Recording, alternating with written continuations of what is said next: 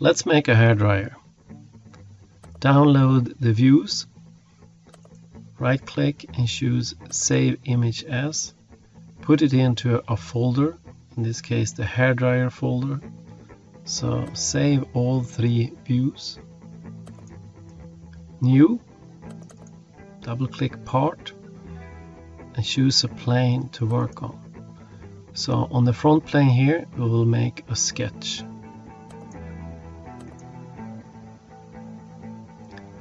In the sketch we need some kind of reference line, so you need to figure out the size of a proper hairdryer.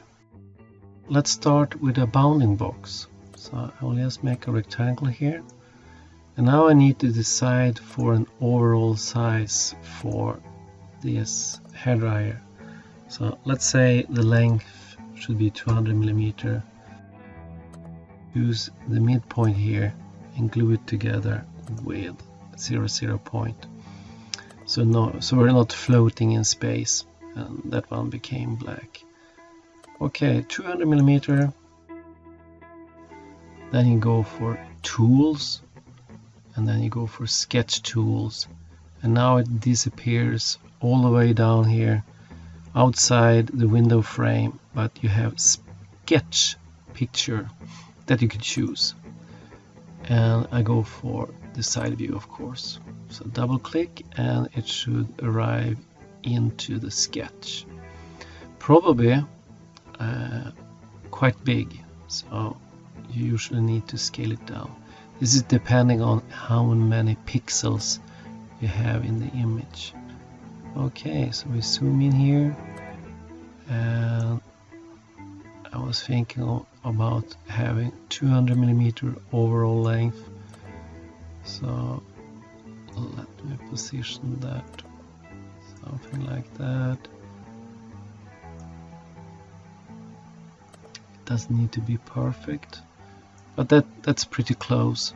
So that is what I'm aiming for. So we had 200 millimeter there.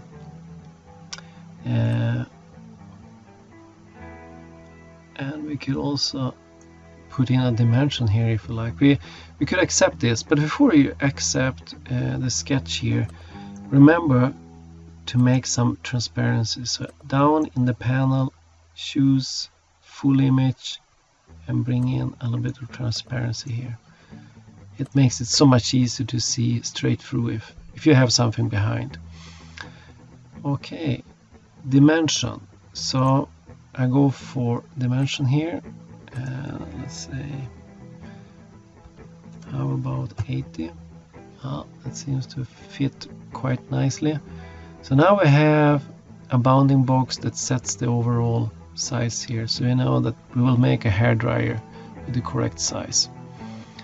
So let's start to follow the image here. It looks like an arc here, so let's take that spot there and that one there, and I could click on the bounding box, so it will be exactly 200 millimeter. Maybe there is an arc down here as well.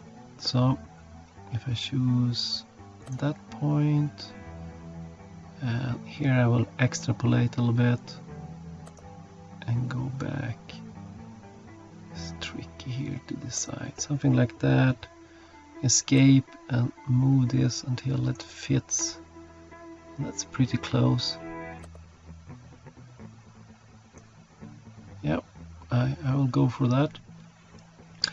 And we could actually go flat here and do this cut with an angle later on when we have a solid part. So let's go for this. Power trim off that. Zoop. Power trim and burn that off. Okay. We can still make a guideline here.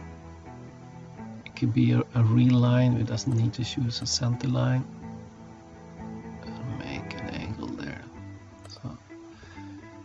We could even put in a dimension here, so we could decide for a certain angle here. 12. Maybe 10? No, it seems to be 12. Okay, 12. Or is it 13? Okay, and we have the arc. Let's put a dimension on that one. Maybe we could clean up the values here as well. We have an arc down here. It goes in the other direction.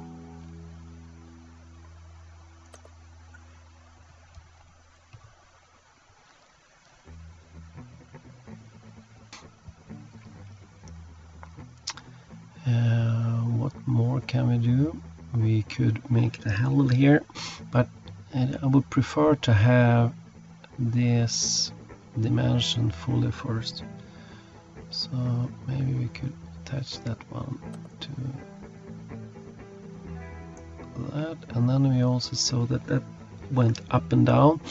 So maybe we could put a value here, a center line from there to there. Possibly that one and that one and that one should be symmetrical. So if I shift click and have one of the entities is a center line, you get symmetric as a possibility. So I go for symmetric, and that seems like a good idea. You could also just use dimensions to govern everything.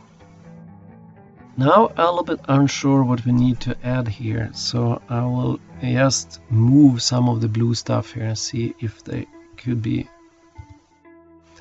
Again, we don't need to make it fully defined, but it would be interesting to see if we could do that.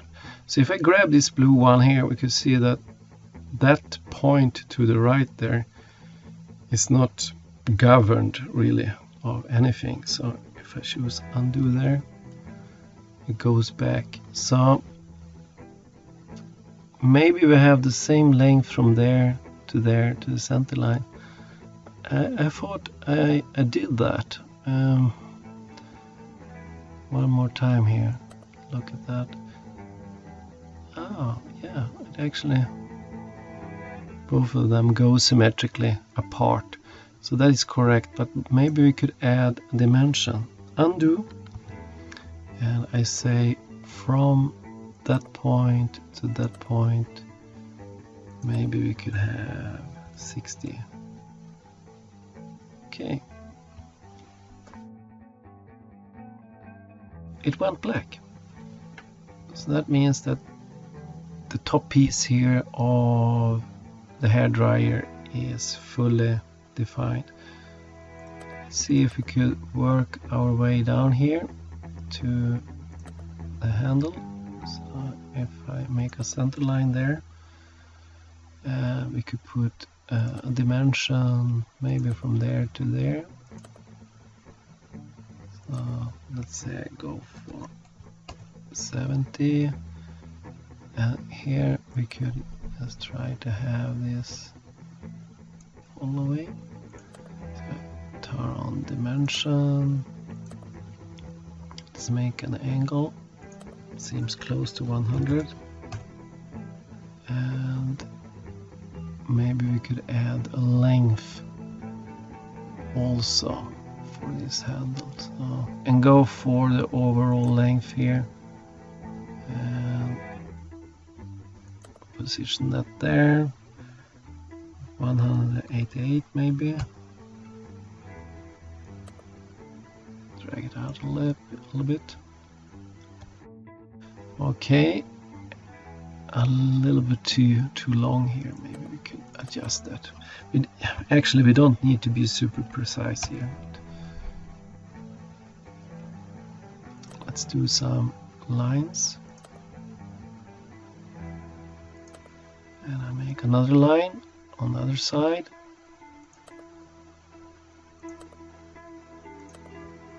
And I would like these to be parallel. Shift click the center line and shift click. So we have three things that all should be parallel and symmetric. Okay, so now if I grab one of these, they work symmetrically. So let's make a line here as well.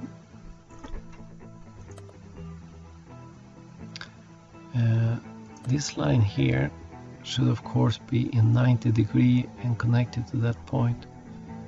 So if I right click and choose midpoint and that one with a shift click, we could glue them together. And we could also choose to have the center line and shift click that line to be perpendicular. So let's clean this up. Power trim and make a dimension from there to there.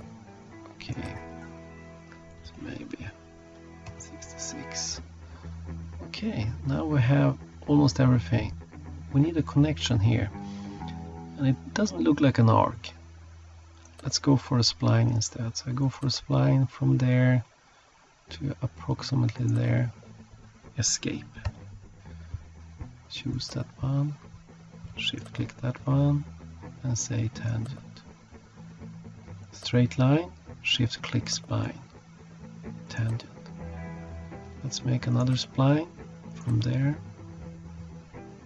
to there. Escape.